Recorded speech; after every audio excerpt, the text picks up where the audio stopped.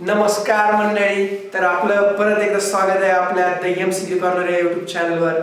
आणि मी तुमचा सर्वांचा लाडका वैभव आज तुम्हाला शिकवणार आहे प्रयोग अत्यंत सोपे आणि साध्या भाषेत तुम्हाला एकदम क्लिअर करून देतो प्रयोग.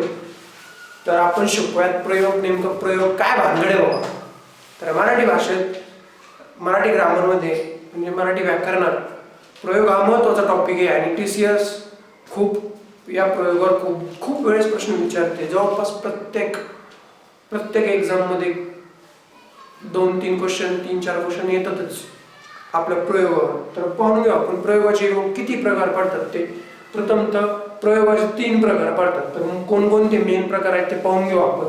तर पहिला आहे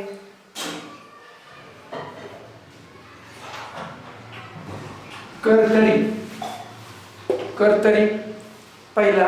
दुसरा आहे कर्मणी.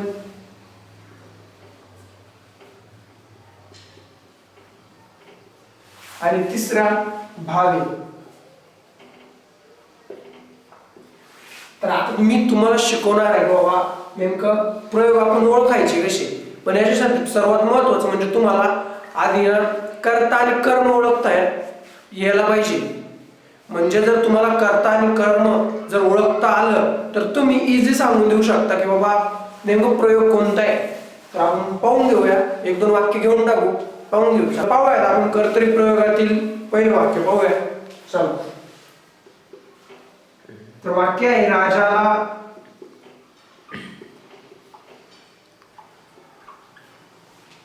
मुकुट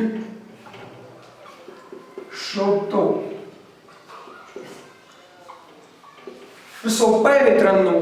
तर मला तुम्ही सांगा की बाबा नेमकं यातलं कर्ता कोणता आहे कर्म कोणतं आहे. तर जर तुम्हाला सोपी ट्रिक सांगतो कर्ता आणि कर्म ओळखायची. तर जर आपल्याला कर्ता आणि कर्म जर कर्ता ओळखायचा असेल तर त्याला नारीने प्रश्न विचारायचा वाक्याला. जसं की हे बघा, शोभणारा मुकुट. आणि जर कर्म ओळखायचं असेल तर लेले आणि लाला म्हणजे जसं की शोभलेला आणि म्हणजे शोभलेला. तर मग शोभलेला काय मुकुट. तर पाहू शकता तुम्ही याच्यात कर्ता आणि कर्म एकच आहे. जसं की राजाला मुकुट शोभतो. शोभणारा पण मुकुटच आहे आणि शोभलेला पण मुकुटच आहे. तर तुम्ही पाहू शकता. तर हे वाक्य कर्तरीच आहे. कसं तर कर्तरीमध्ये बघा तुम्ही मुकुट याला प्रत्यय लागलेला आहे का. सगळ्यात सोपं सांगतो मी. कर्तरी वाक्यात कर्त्याला प्रत्यय नसतो. ज्या वाक्यात कर्त्याला प्रत्यय नाहीये बिनधास्त ठोकून द्या तुम्ही. कर्तरी प्रयोगाचं वाक्य येते. ताणच नाही घ्यायचं जास्त, बिनधास्त ठोकून द्यायचं. आणि आता तुम्हाला सांगतो मी कर्मणी प्रयोगातील वाक्य. जर कर्मणी असेल तर त्या कर्मणीमध्ये कर्त्याला आपला जो कर्म आहे ना कर्माला प्रत्यय नसतो. कर्त्याला असू दे, कर्त्याचं काही घेणं नाही आपल्याला. जर तुमच्यात कर्माला प्रत्यय नसेल तर ते वाक्य म्हणजेच कर्मणी वाक्य. जसं की मी तुम्हाला एक वाक्य सांगतो आता. आपल्या ह्याच कर्तरी याच्यातलं जे की आपल्याला तिन्ही याच्यात करता येईल असं वाक्य घेतो मी तुम्हाला एक. तर पाहू शकता तुम्ही. अजून एक कर्तरी याच्यातलं अजून एक वाक्य घेऊया. तर धोंडू गाय बांधतो. तर याच्यात तुम्ही कर्ता कर्म जर तुम्हाला ओळखता आलं तुम्ही आता सांगून द्या सगळी होती कर्तरीचे. गायला म्हणजे बांधलेली गाय. बांधणारा धोंडू झाला कर्ता आणि बांधलेली गाय तर गाय झाले कर्म. तर तुम्ही या वाक्यात कर्म पण आहे आणि कर्ता पण आहे आणि कर्म पण आहे. तर आपल्या जो धोंडू आहे धोंडूला प्रत्यय लागलेला आहे का नाही. तर जर कर्त्याला प्रत्यय नसेल तर मी तुम्हाला आधीच सांगितलेलं आहे बिनधास्त टाकून येणं कर्तरी. तर हे कर्तरीचं वाक्य आहे. तर तुम्हाला हेच वाक्य मी कर्मणीत करून दाखवतो.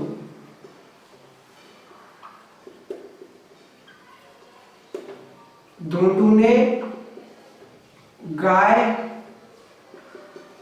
बांधली.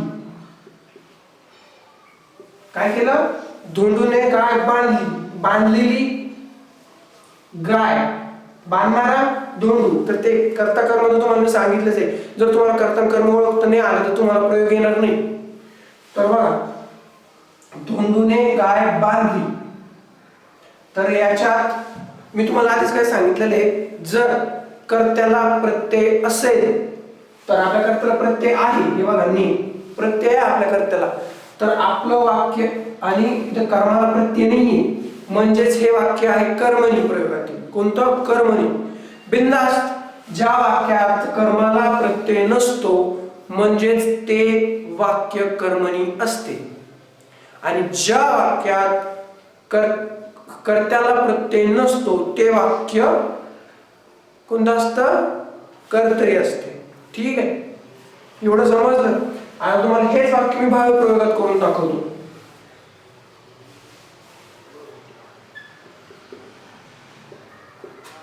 धोंडूने गाईला